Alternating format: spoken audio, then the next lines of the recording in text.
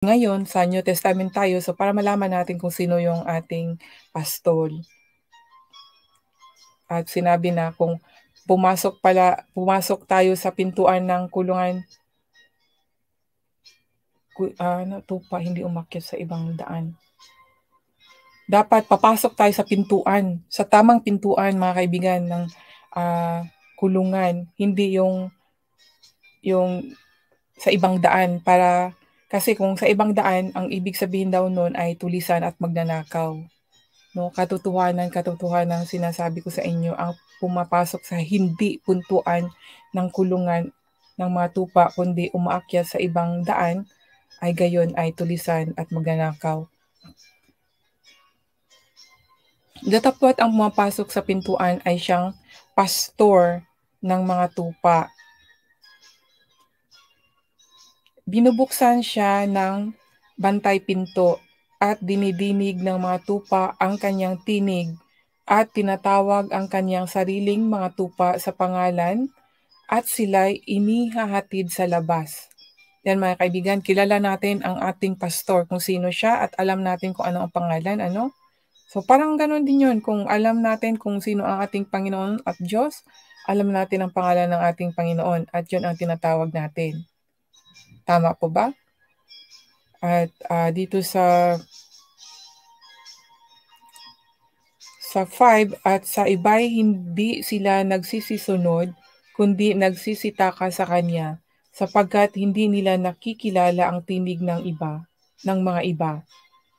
Sinasalita ni Jesus sa kanila ang talinghagang ito, datapwat hindi nila mapag-unawa kung anong mga bagay ang sa kanila'y sinasalita.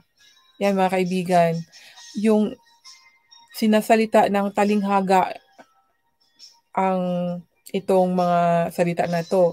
At ang makakaunawa ay ang kanyang mga tupa lang. Ang kanyang, siyempre, yung kanyang yung connection sa kanya.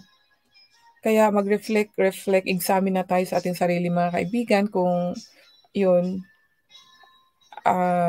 wag po tayong, yung magdamdam or masaktan dahil syempre alam natin sa sarili natin kung meron tayong naunawaan mismo pag halimbawa tayo ang magbasa o Miguel love shoutout po sa inyo dyan. Salamat sa pagtambay.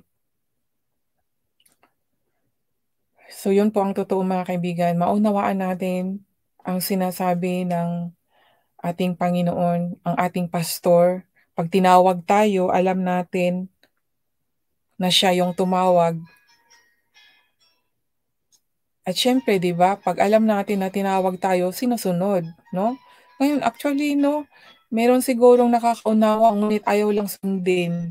Kasi talagang mas nananaig yung makamundo ba? Mas masaya kasi sa mundo mga kaibigan no? Kahit ako nga sa totoo lang, actually, ang gusto ng Diyos ay magbasa na lang ako ng Bible. Pero minsan naaliligaw ako, nagpupunta-punta ako, sabi ko, mamaya na lang, silip muna ako. Silip-silip ako sa mga live, mga kaibigan, or sa mga premiere. Kung tinitingnan ko, ano mga ginagawa nila. So, sa silip-silip, nawala na ng oras. So, naubos na yung oras ko, hindi na ako napagbasa ng Bible. So, yun mga kaibigan is temptation din yun. At nasa mundo din, makamundo din yun kasi, di ba?